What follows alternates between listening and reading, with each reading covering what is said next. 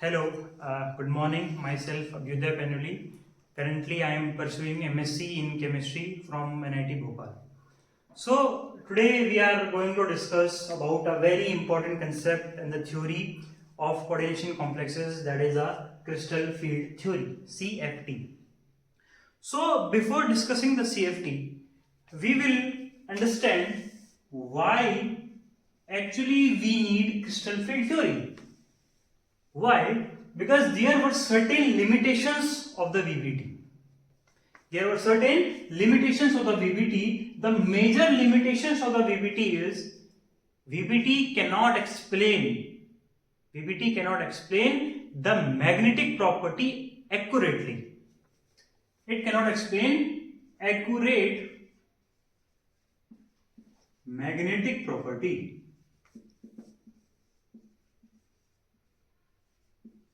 And the second most important limitation was it cannot explain color of complexes.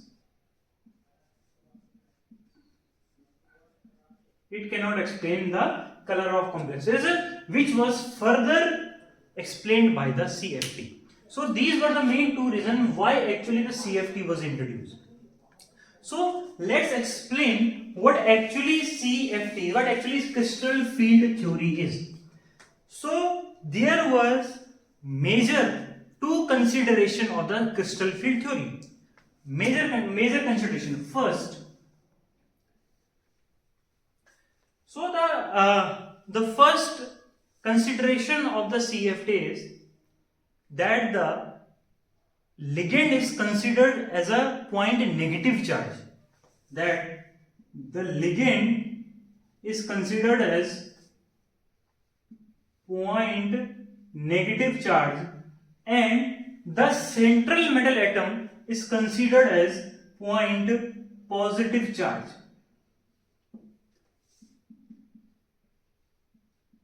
And central metal, this was a major consideration of the CFT. Another thing was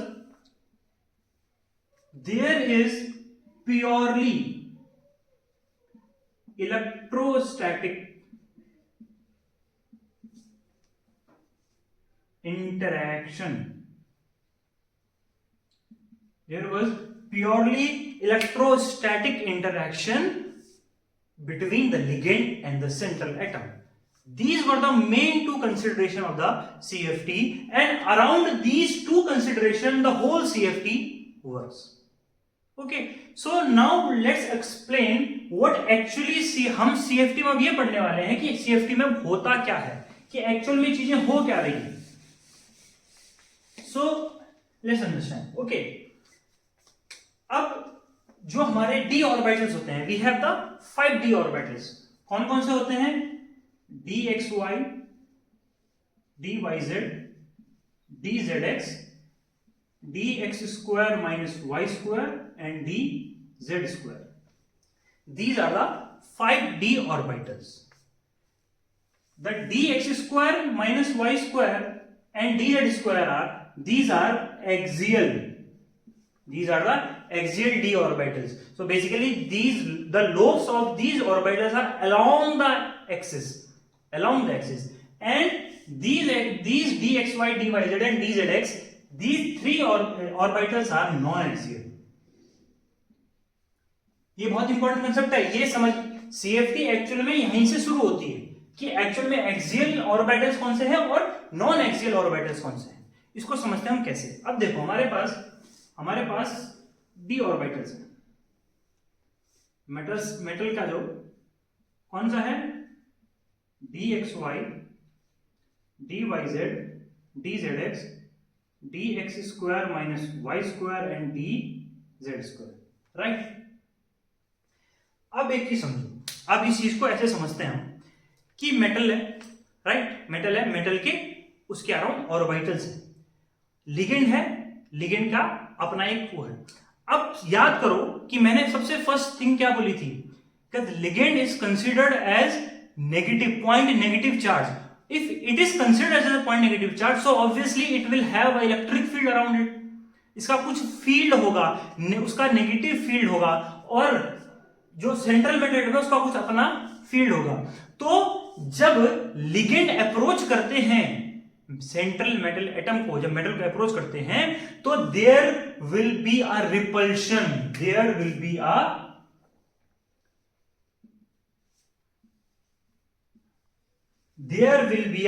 repulsion between the negative field of the ligand and the d orbitals. And जब repulsion होगा तो obviously कुछ ना कुछ क्या होगा, कुछ ना कुछ डिस्टॉर्शन होगा। और वही डिस्टॉर्शन को एक्सप्लेन किया किसने, CFT ने, कि जब मेटल के डी ऑर्बिटल्स थे, जब नेगेटिव फील्ड आया तो वो जब उनके साथ इंटरेक्ट किया तो ये जो 5 सेट ऑफ ऑर्बिट, जो एक सेट ऑफ ऑर्बिटल था जो कि 5 थे, it will split into the 2 sets of orbitals. This was the major consideration, this was the major thing of the CFT. तो ये कैसे हुआ, इसको हम ऐसे समझते हैं कि हम एक्सप्लेन कर रहे हैं कि ऑक्टाहेड्रल में कैसी होती है, ऑक्टाहेड्रल जो स्प्लिटिंग होती है ना वो कैसे होती है। So let's visualise. ओके, हम इसको विजुअलाइज करते हैं कि एक्चुअल में हो कैसा रहा है। एक क्यूब को विजुअलाइज कीजिए। ओके, एक क्यूब है हमारे पास, उसका जो बॉडी सेंटर है वहां पर क्या है, मेटल है, वहां पर सेंट्रल मेटल एटम है। तो यहां पर उसके सेंट्रल मेटल एटम है। और एक और चीज, उससे पहले हम एक चीज समझते हैं कि जो स्प्लिटिंग मैंने बात करी, हमने जो स्प्लिटिंग बात करी, जो स्प्लिटिंग होती है ये 2 चीजों पर डिपेंड करती है। किस पर करती है, number of ligands and approach of ligand. किस पर डिपेंड करती है, number of ligands and approach पर डिपेंड करती है हमारी स्प्लिटिंग। कैसे करती है समझते हैं। मैंने बोला कि we have one cube and at the body centre we have the central metal atom. And एक क्यूब के कितने फेस होते हैं, 6 फेस होते हैं, राइट। तो ऑक्टाहेड्रल में हो क्या रहा है कि सेंट्रल मेटल एटम है और सारे के जो लिगेंड है वो कहां से आ रहे हैं, हर एक फेस के अलोंग आ रहे हैं, हर एक फेस के अलोंग आ रहे हैं। मतलब क्या हो रहा है, ऑक्टाहेड्रल में हो क्या रहा है कि जो लिगेंड्स हैं वो अलोंग द एक्सिस आ रहे हैं, अलोंग द एक्सिस अप्रोच कर रहे हैं सेंट्रल मेटल एटम को। तो अगर वो negative field along the axis approach कर रहा है तो ऑब्वियसली जो ऑर्बिटल्स अलोंग द एक्सिस होंगे they will face more interaction than the non axial. मैंने वही तो बात करी अभी कि जो एक्सियल है और नॉन एक्सियल है, अगर नेगेटिव फील्ड जो आ रहा है मेरा वो अलोंग द एक्सिस आ रहा है तो the axial orbitals will face more interaction and they will have a higher energy. हम समझते हैं कैसे कि हुआ क्या, कि मैंने वही बोला अलोंग द फेस आए, अलोंग द एक्सिस आए, तो होगा क्या कि ये जो 5 ऑर्बिटल्स थे it will split into 2 sets of orbitals. और जिनकी एनर्जी ज्यादा थी, मैंने बोला अलोंग द एक्सिस, और अलोंग द एक्सिस कौन से होते हैं, d square minus y square and dz square, they will have a higher energy comparatively to the non axial. So जो नीचे होंगे जिनकी एनर्जी कम होगी उसको क्या बोलते हैं, dxy, dyz and dzx, and the having the higher energy they are dx square minus y square and dz square. And this is barycenter. This is the barycenter. So I think इतना आपको समझ आया है कि actual में splitting हुई क्यों, और ऑक्टाहेड्रल में ऐसा ही क्यों होता है कि 2 ही और ऊपर जाते हैं और 3 नीचे आते हैं। ऐसा भी तो हो सकता है कि 3 ऊपर जाए और 2 नीचे आए। तो I think this is well understood that ये वाले ही ऊपर क्यों आए, क्यों, because these are the axial orbitals. Am I clear to that. अब ये समझिए कि जो स्प्लिटिंग हुई, जो हमारी स्प्लिटिंग हुई, उस स्प्लिटिंग को क्या बोलेंगे, डिफरेंस ऑफ दीज ऑर्बिटल्स। इस स्प्लिटिंग वाले जो ऑर्बिटल्स हैं इनका जो एनर्जी का डिफरेंस होता है इसको हम बोलते हैं delta O. O means octahedral and delta is crystal field splitting energy, क्योंकि वो स्प्लिट हुआ, उन दोनों सेट्स ऑफ ऑर्बिटल के बीच का जो एनर्जी गैप होता है उसको बोलते हैं delta O, that is the crystal field splitting energy. And these sets of orbital is called P2G and this set of orbital is called EG.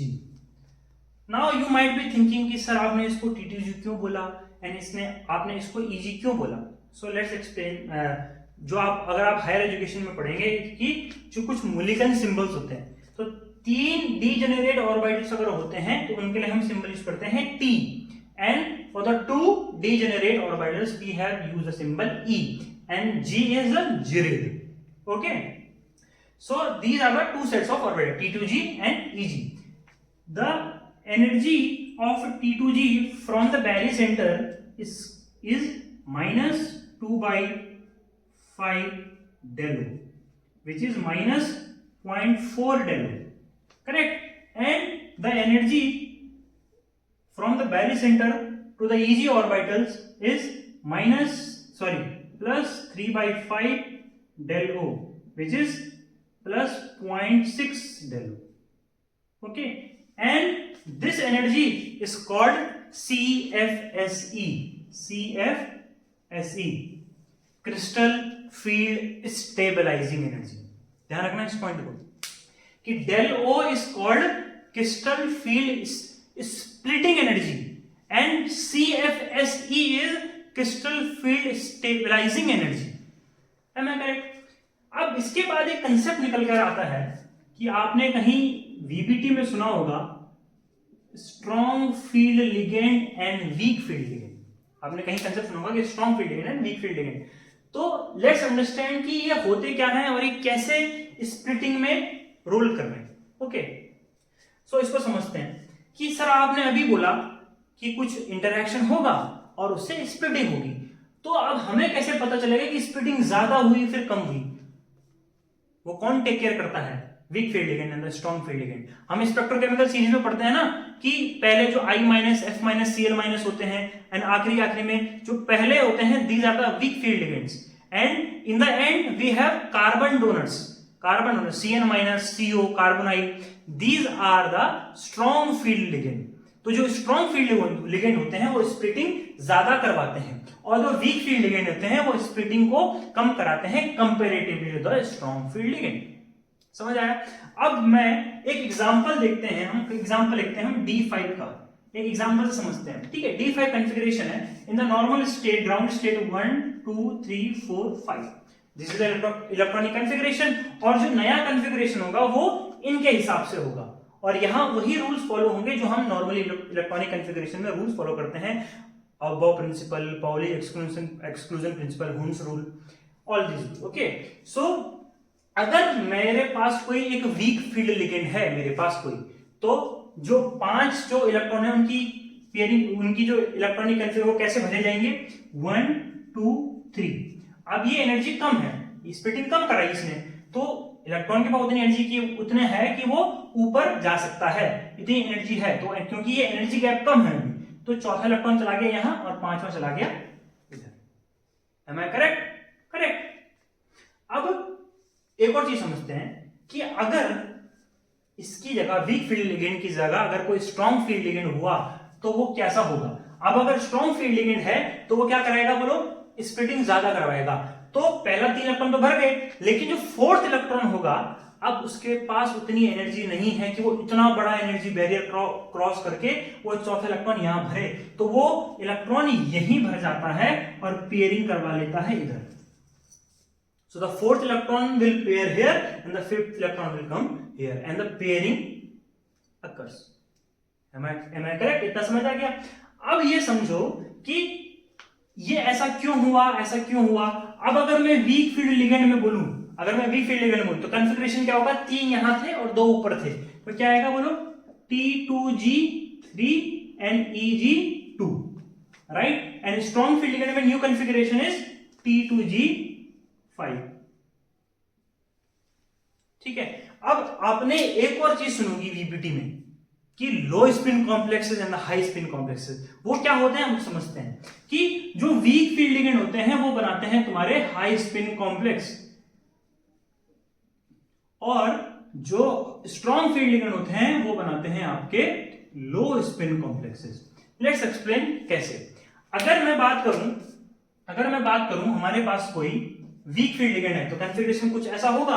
तो मैं अगर स्पिन मल्टीप्लिसिटी, कंसेप्ट ध्यान रखना, कि अगर मैं स्पिन मल्टीप्लिसिटी कैलकुलेट करूं तो कितना आ जाएगा 5/2, कितने अनपेड इलेक्ट्रॉन है 5, सारे अनपेड है, तो 2/2 इंटू 5/2 प्लस 1 इक्वल टू आ जाएगा तुम्हारा 6।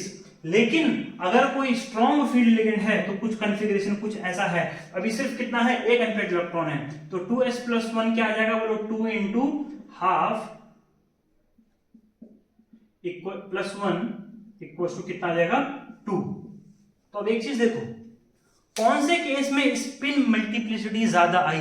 सर ऑब्वियसली जब आपने वीक फील्ड लिगेंड लिया था, तो यहां स्पिन मल्टीप्लिसिटी हाई आई, ज्यादा I as compare to this, that's why weak field ligand जो होते हैं वो they form the high spin complexes and the complexes where the spin multiplicity is low, so the strong field ligand form the low spin complexes. Understood? I think ये concept आपके समझ में आ गया है। और अगर मैं CFSE कैलकुलेट करूं तो CFSE कैलकुलेट करने के लिए हम क्या करते हैं कि कितना है बोलो, इसका कितना था minus of 0.4 del O into n number of T2G, मतलब n इलेक्ट्रॉन्स, कितने इलेक्ट्रॉन्स हैं, plus 0.6 del O n number of Eg plus P, and this P is extra pairing energy, and this is extra pairing energy. Am I correct? तो यहां से ही निकल के आया था, इसीलिए ये हाई स्पिन कॉम्प्लेक्स लो स्पिन कॉम्प्लेक्स क्या होते हैं, ये स्प्लिटिंग क्या होती है, कैसे होती है, क्यों होती है, तो वीपीटी क्या एक्सप्लेन नहीं कर पाया था एक्चुअल में। अब जो मैग्नेटिक मूवमेंट आएगा वो इसके हिसाब से आएगा। अब देखो इसमें क्या है, एक नंबर ऑफ अनपेड इलेक्ट्रॉन है, जिसका मैग्नेटिक मूवमेंट कितना आएगा 1.83 बोर मैग्नेट्रॉन। अगर वीक फील्डिंग होता कितना आता 5.83 बोर मैग्नेट्रॉन। सो ये चीजें एक्सप्लेन नहीं कर पाया था वीपीटी। साथ ही साथ कलर का रीजन, अब होगा क्या कि जैसे स्प्लिटिंग हो गई तो ये इलेक्ट्रॉन क्या आएगा, जंप करके जाएगा Eg में जाएगा, और जब ये Eg से अपनी ग्राउंड स्टेट में वापस आएगा तो it will emit some electromagnetic radiation, and that electromagnetic radiation will lie in the visible region. That's why it is a region DD transition, it is a region of the color of the complexes.